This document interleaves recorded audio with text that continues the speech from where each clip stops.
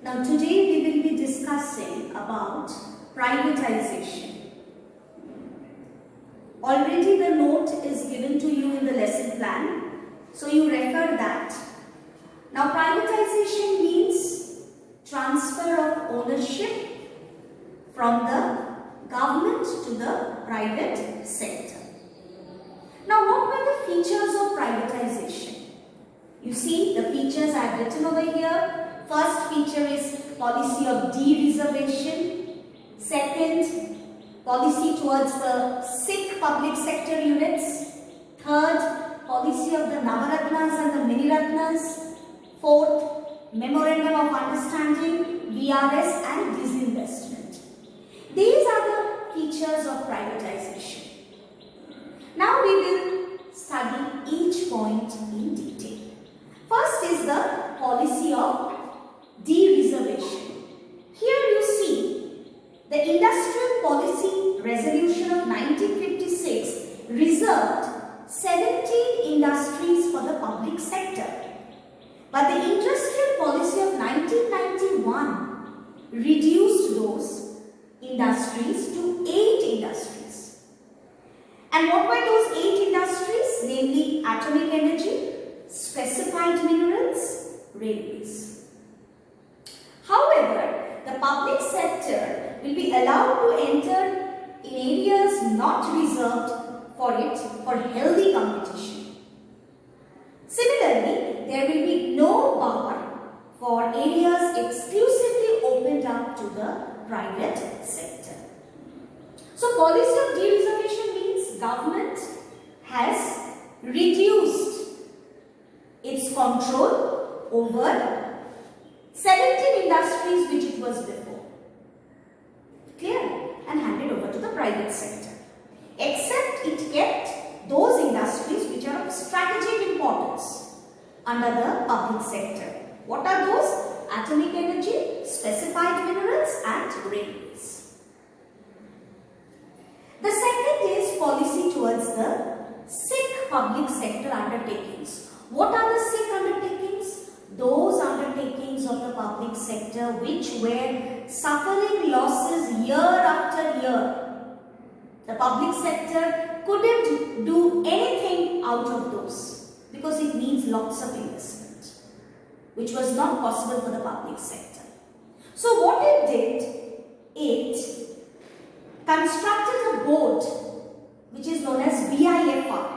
And this BIFR, Board for Industrial and Financial Reconstruction, was set up in 1992. And what was the main function of this BIFR? This BIFR, the sick public sector units, were given special assistances. Again, in December 2004, it again set up the Board for Reconstruction of Public Sector Enterprises, which is Ppsc, in December 2004. And what was this function of the board? To advise the government on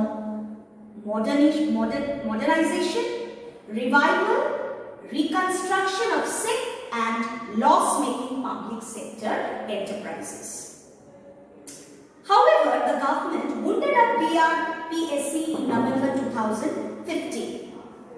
Now, the concerned administrative ministers' departments are responsible to monitor sickness of these CPSCs functioning under them. The NDA government is giving priority to the closure of these sick PSUs. After that, the policies of the Navaratnas and the Mini-Ratnas. It has granted enhanced powers to the board of directors of various profit-making CPSCs known as Maharatnas, Navaratnas and Mini-Ratnas. And what it has done? It has given additional power and freedom to incur capital expenditure, raise debt, enter into joint ventures and work out their own manpower and resource management. After that comes the MOU.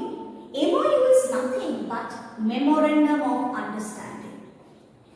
And the main objective of this MOU is to grant autonomy to the public sector enterprises by reducing the quantity of control and increasing the quality of accountability. The public sector enterprises entering into more with the government are given rating as per their performance, and the ratings was on a 5-point scale: excellent, very good, good, fair and poor. The number of public sector enterprises entering into more with the government has increased over the years. After that is the VRS. VRS is the voluntary retirement scheme.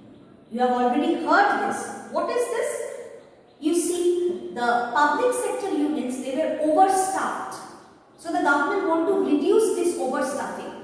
And what it did, under this scheme, workers seeking voluntary retirement was given financial compensation. So as a result of this scheme, the government has succeeded in reducing the excess number of employees in the public sector. Then comes the disinvestment policy. Very, very important. Disinvestment policy, it means selling of government's equity in the public sector units in the market. But this disinvestment policy didn't benefit the economy much. Why? Because the actual realization from the disinvestment program has been much below the target. The amount realized through disinvestment has been too insignificant to affect the structure, management and working of public enterprises. Equities of the public sector enterprises were sold at a very low price. The public sector equity was underpriced and thus was sold for a fraction of what it could actually fetch. Funds realized through disinvestment have not been used appropriately. The government have used these funds largely to finance the budgetary deficit. Exercise of disinvestment in a very hasty and unplanned manner. So for all these reasons, disinvestment was not much successful in the economy. Okay, now but still you see privatization has benefited the economy a lot.